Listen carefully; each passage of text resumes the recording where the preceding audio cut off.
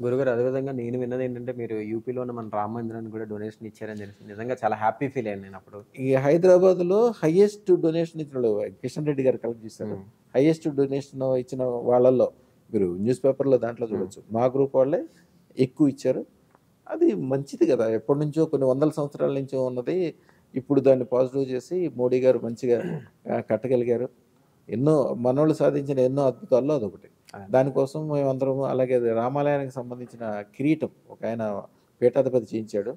దాంట్లో Kohinoor diamond size ఉండే ఒక డైమండ్ పెట్టి కిరీటం చేయించాం. దాదాపు 20 కిలోల బంగారం పట్టింది. ఆయన చాలా పెద్ద యోగి, ఆయన కోసం చేపించి ఇచ్చాము.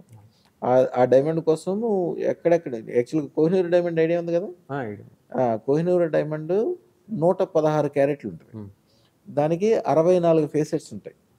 సేమ్ అలాంటిది కావాలన్నాడు. ఈ మ్యాన్ మేడ్ డైమండ్ చేయడానికి ఆయన ప్రపంచవ్యాప్తంగా అనేక చోట్ల ఆయనకి మొత్తం ప్రపంచవ్యాప్తంగా అన్ని చోట్ల ఆశ్రమాలు ఉన్నాయి, భక్తులు ఉన్నారు.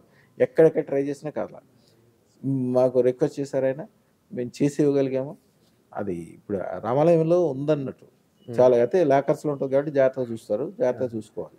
గురుగారు ఒకప్పుడు పెళ్ళిళ్ళంటే ఒకే కులం వాళ్ళని ఒకే మతం వాళ్ళని అట్లా చేసుకున్నారు. కానీ ఇప్పుడు ఏంటంటే కుల మతాలకు అతీతంగా పెళ్ళిళ్ళు జరుగుతున్నాయి. వేరే కులస్తులను చేసుకుంటున్నారు, వేరే మతం వాళ్ళని చేసుకుంటున్నారు. సో ఇట్లా చేసుకుంటున్నప్పుడు కూడా ఏంటంటే వేరే కులం వాళ్ళని కానీ లేకపోతే వేరే మతం వాళ్ళని చేసుకున్నప్పుడు కూడా ఇట్లాంటి అదృష్ట రత్నాల ద్వారా కూడా వాళ్ళ మధ్య ఎటువంటి విభేదాలు రాకుండా, అంటే వీళ్ళకే కాదు వాళ్ళ కుటుంబాల మధ్య, ఇప్పుడు అమ్మాయికి అబ్బాయి ఇష్టం అంటే వాళ్ళు తిట్టుకునో కొట్టుకునో బాగానే ఉంటారు. వీళ్ళది వేరే మతం వాళ్ళది వేరే మతం వాళ్ళ వెనకాల వాళ్ళు కొట్టుకుంటారు. అట్లాంటివి కూడా జరగకుండా ఇటువంటి అదృష్టరత్నాలు ధరించవచ్చు అంటారా? ఇది కొద్దిగా వివాదాస్పదమైంది, కానీ కరెక్ట్ క్వశ్చన్ అడిగారు. ఇది అందరికీ చాలామందికి తెలుసుకోవాల్సిందే. ఒక అమ్మాయిని వాళ్ళ తల్లిదండ్రులు చాలా చక్కగా పెంచుకుంటారు. ఈ అమ్మాయి ఎవరినో ఇష్టపడుతుంది, ఇష్టపడి పెళ్లి చేసుకుని మరి ఎట్లా వెళ్ళిపోవటమో ఏదో చేస్తారు.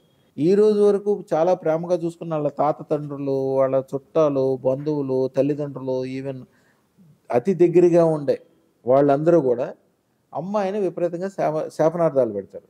మీరు బాగా చూడండి, సమాజంలో గమనించండి. ప్రేమ వివాహాలు జరిగిన వాళ్ళకి, ఇప్పుడు మెంటల్లీ రిటార్డెడ్ పిల్లలు ఉంటారు చూడండి, ప్రేమ వివాహాలు ఎవరికైతే జరుగుతాయో వాళ్ళకి సంబంధించిన వాళ్ళు మెంటల్లీ రిటార్డెడ్ పిల్లలు పుడతారు. ఎందుకని ఆ పెద్దోళ్ళు వీళ్ళని తిట్టడం ద్వారా, ఆ చెడు శాపం ద్వారా వీళ్ళకి పుడతారు.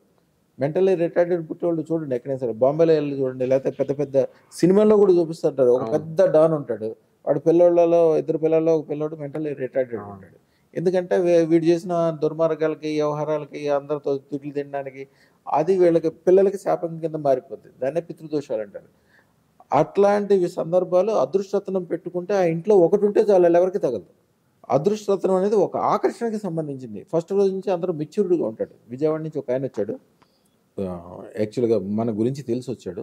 ఎందుకు వచ్చాడంటే, అయ్యా నాది పలానా కులము, వేరే కులం అబ్బాయిని మా అమ్మాయి చేసుకుంటే నేను అమ్మాయి చంపేయాలనుకుంటున్నాను, ముహూర్తం పెట్టండి అని వచ్చాడు.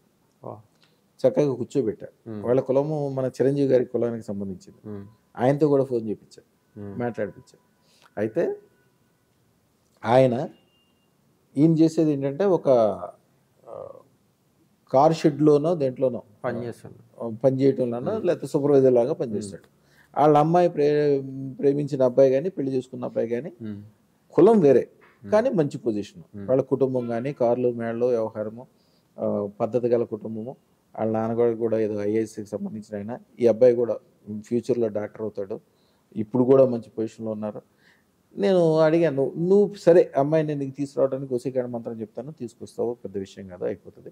మరి నువ్వు అంతకంటే మంచి సంబంధం చూపించగలవా? ఎందుకు చూపిస్తా.